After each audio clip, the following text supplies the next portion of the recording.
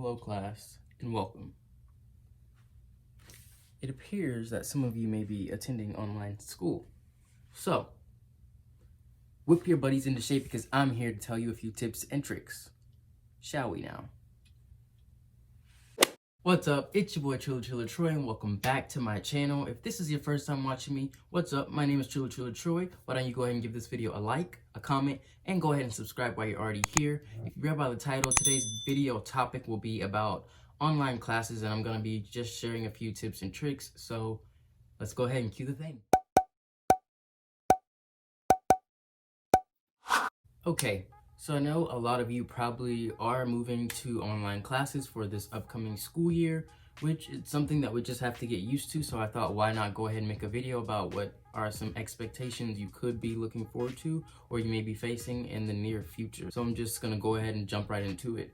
One is attendance. I feel like sometimes people hear online school and they think, or like online virtual classes, they think, oh, you know, mandatory attendance is not really mandatory anymore. But it is. Just because it's online doesn't mean you shouldn't show up. You should still show up. You're there to get your education. So make sure you wake up on time, you are, look presentable, and you're on camera. So I'm just gonna go ahead and say, make sure you're in class. All you literally have to do is wake up, turn your computer on, and boom, you're there. Say you're here and listen. The next thing I wanna say is make sure you're like somewhat camera ready. So have your mic and your camera on if that is what your professor or your teacher requires of you. If not, I have had an online class before where the teacher chose not to see our face because he said it was disturbing to the class. So, that's cool as well. Just have your mic on and answer questions and be, ready to participate. I've paused this video right now because I forgot to show you kind of what to expect. So as the semester goes on, I'm gonna show you what will happen from the expectation to the reality. Cue the thing.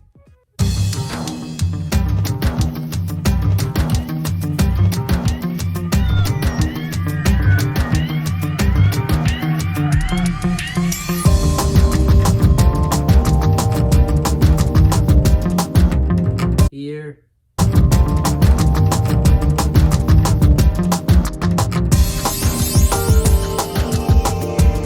And always check your emails. I know sometimes classes get canceled, so they send an email out, or you'll have an assignment due and they'll send an email out, or literally anything pertaining to school, your school, or like I just said school, but literally anything pertaining to like your class or anything important, they normally email you. So make sure you check your email.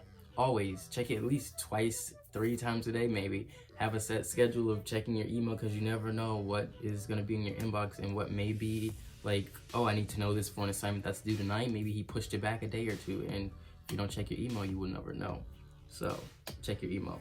And then a few things, I know like some general platforms that will be used or that were used this past school year as we like moved online are Microsoft Teams, which is basically where you can video chat with your classmates. Also, you can have private, separate like text messages, but also messages with the entire class as well. And kind of the same thing with Zoom as well, which is kind of a service basically where you can video chat with your friends, but also many classes use it as well, where they have like a protected password that you put in the password and boom, you're in class. So those were a few general outlines for what you can expect for online school. Now we're going to go into a little specifics, so let's get into it. So as far as assignments, you can probably look forward to using Blackboard for all of your quizzes, exams, and essay submissions. Make sure that you're doing your things and that you are, not plagiarizing, because it's very important. Even if it's online, you still want to make sure you're putting in as much effort as possible no matter what. So you can be looking forward to using Blackboard for assignments, but also a new software that I just found out about as we went online this past semester or this past year was RP Now. And RP Now is a service that basically you take exams on, but they record your audio and your surrounding video. So you have to like scan your room, prove that it's you, and there's really no way of getting around it. So I would say make sure you study. However, there are some tips and tricks if you want to know about them. I've discovered some things that you can do for RP Now. So if you do want to know about them, comment down below and I'll be sure to put them in the comments if you want to learn about them. If not, then I won't say them and I'll keep them for myself. And also something that you want to get used to, if you're a writer, this will be right down your alley, is discussion boards.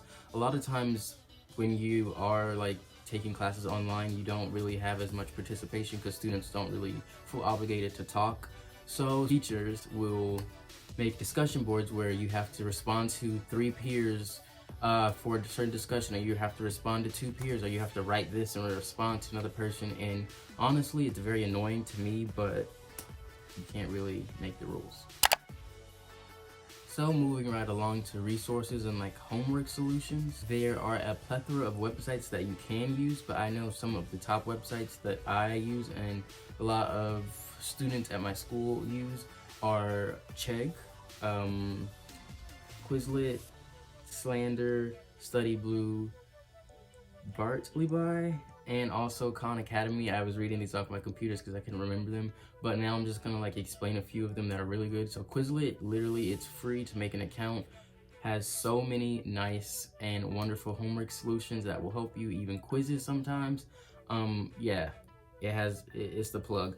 Also the same for Chegg. So Chegg you do have to have an account for, so if you want to pay for it, pay for it. If not, you don't really have to. Or if you are smart about it, you can share an account with a friend, or have like 2 or 3 people who pay for the account together and you all just share it. Basically cuts down the price, and it's still very useful where you can get like homework solutions, help, and sometimes they even go break it down like problems and things like step by step, so you can actually learn how you are getting to the answer. Because yes, it is important to make good grades on quizzes and assignments, but it's also important to know and understand what you're learning. So you're basically cheating if you don't really understand the steps that they got to get the answer. Study Blue is kind of the same way, except for they don't break it down. They literally just give you the question and the answer. So don't knock it till you try it. And then Khan Academy is very, very great as a learning resource, which actually has videos on how to do things step by step and actually teaches you outside of the classroom how to do math problems or whatever the case may be in that area. Something I also realized hearing that so many schools were going to be like completely online or like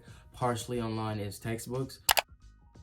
So if you know, or if you're new to the game, textbooks are expensive. So if you can weasel your way through, I would say do that, but sometimes you actually need the textbook. So I would first say look and scour online for free PDF versions of the textbook, unless it's like an interactive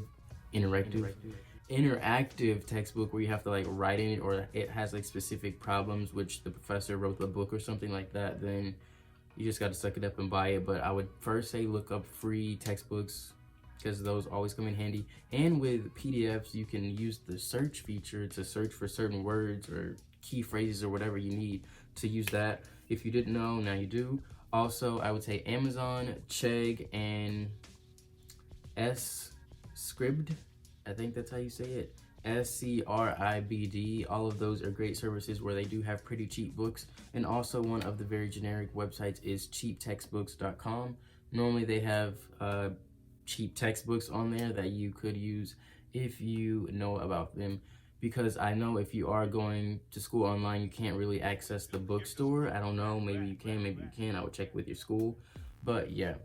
Something I also forgot to mention is you can also check with upperclassmen who may be selling books for classes that you are taking, and they will be way cheaper than the bookstore or online as well. And then a few tips are, for one, interact with your classmates, whether it's like talking to them in class, talking to them out of class, or just simply creating a group chat where you guys can all help each other. Because I know sometimes the teacher confuses me and he loses me sometimes, or sometimes you may have a teacher and she's completely very talkative, so she doesn't really get to the point. So when it's time to do assignments and things, you're like, she never talked about this. So you have your group chat there to help you out. Text in the group chat and be like, yo, what's up? I need help.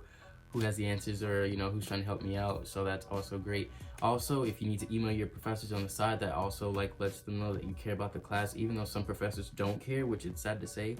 But it is still good to email your professor once or twice during the course to let them know that you do, like, even if it's a simple question that you already know the answer to, maybe they'll get a kick out of their day knowing that a student needs help. I don't know. I just say email them anyway. It just looks good on your part. And then also see what resources your school offers. As far as, since you are going to school online, maybe they'll offer certain resources that may be helpful or useful for you in the upcoming future. And lastly, Google. Google. Google is my best friend. Google is ranked the #1 search engine for a reason. Use it. It's there for your resourcefulness, so use it to the best of your ability to do whatever you may need to do. Alright, so that is the end of the video. I just wanted to pop in and give a few tips and a little advice for upcoming online school. I didn't want to make like a full dedicated video to it because there are so many already out there, but these are just some things to keep in mind and remember as you do approach the upcoming semester. So like I always say, I really appreciate the love and support. Remember to like, comment, and subscribe, and don't forget to tell a friend that Trillaatroy would really love your love and support. And like always, until the next video, peace. Alright, class adjourned. Do your homework.